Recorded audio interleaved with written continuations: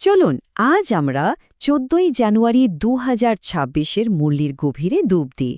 এর মূল ভাবনাটা হল রূপান্তরের একটা যাত্রা। কিভাবে আমরা আমাদের আধ্যাত্মিক সত্তাকে নতুন করে চিনতে পারি আর পরম পিতা পরমাত্মার সাথে আবার যুক্ত হতে পারি সেই পথটা খুঁজে বের করা। ভক্তি মার্গের এই গানের লাইনটা তোমায় পেয়ে আমরা সারা জগৎ পেয়ে গেছি আজকের মুরলির পুরো সারমর্মটাকেই যেন ধরে রেখেছে। মানে এটা একটা গভীর অনুভূতির কথা বলছে। বাবাকে খুঁজে পাওয়া মানে শুধু একটু আধ্যাত্মিক শান্তি পাওয়া নয়, এর মানে হলো এক অসীম উত্তরাধিকারের দাবিদার হওয়া, এমন এক আধ্যাত্মিক রাজ্য যা কেউ কোনোদিন আমাদের থেকে কেড়ে নিতে পারবে না। তো এই যাত্রাটা শুরু হয় কোত্থেকে? সবকিছু শুরু হয় বাবার আহ্বানের মধ্যে দিয়ে। এটা তার সন্তানদের জন্য একটা দিব্য আমন্ত্রণ, তাদের নিজেদের রাইটফুল ইনহেরিটেন্স বা উত্তরাধিকার দাবি করার জন্য। কিন্তু এর একটা শর্ত আছে।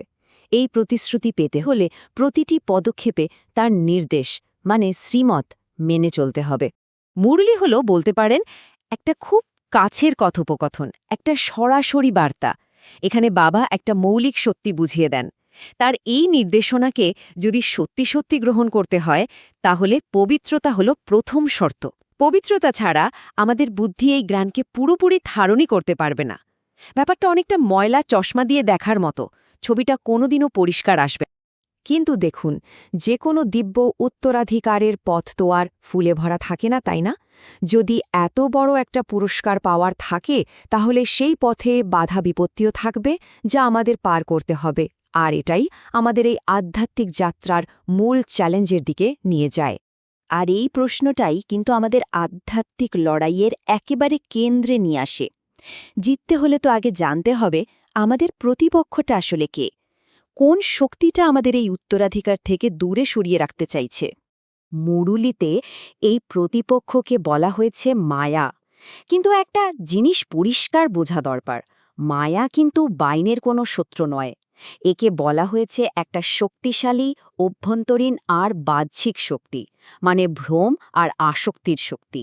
আর এর বিরুদ্ধে লড়াইটা কোনো একদিনের যুদ্ধ নয়, এটা একটা রোজকার বক্সিং ম্যাচ, পবিত্রতা ধরে রাখার জন্য একটা অবিরাম চেষ্টা। এখানে দেখুন মায়ার কৌশলগুলো কি সুন্দরভাবে ভেঙে দেখানো হয়েছে। প্রথমে কি হয়, অপবিত্র চিন্তা মাথায় আসে, যেটা ধীরে ধীরে জাগতিক আসক্তিতে পরিণত হয়। তার ফলে আমরা বাবার নির্দেশ অমান্য করতে শুরু করি। আর শেষে এমন একটা জোরদার ধাক্কা আসতে পারে যে আমরা আমাদের আধ্যাত্মিক লক্ষ্যটাই ভুলে যাই। মুরলি খুব স্পষ্ট করে বলে, এই বক্সিং ম্যাচ কিন্তু ততদিন চলবে যতদিন আমরা এই পথে থাকি। তাহলে প্রশ্ন হলো, এই আধ্যাত্মিক বক্সিং ম্যাচে আমরা জিতব কী করে? আমাদের জেতার কৌশলটা কি? উত্তরটা কিন্তু খুব সহজ এবং শক্তিশালী। শ্রীমতের পথ প্রদর্শক নীতি, অর্থাৎ বাবার নির্দেশ মেনে চলা। এখানে দুটো রাস্তা একদম পরিষ্কার। একদিকে নিজের মনের কথা শোনা, যা আমাদের মায়ার জালে আর অপবিত্রতার দিকে ঠেলে দেয়, আর অন্যদিকে শ্রীমত অনুসরণ করা, যা আমাদের পবিত্রতা আর শক্তির দিকে নিয়ে যায়। আসল কথা হলো, বাবার দেখানো পথটা বেছে নেওয়ার জন্য কিন্তু সাংঘাতিক সাহস লাগে, আর প্রত্যেকটা পদক্ষেপে একটা সচেতন সিদ্ধান্ত নিতে হয়। এই যে শক্তিশালী ঘোষণাটা, আমার হলো একমাত্র শিব বাবা, অন্য আর কেউ নয়, এটা মর্জিবা হওয়ার ধারণাকেই জীবন্ত করে তোলে।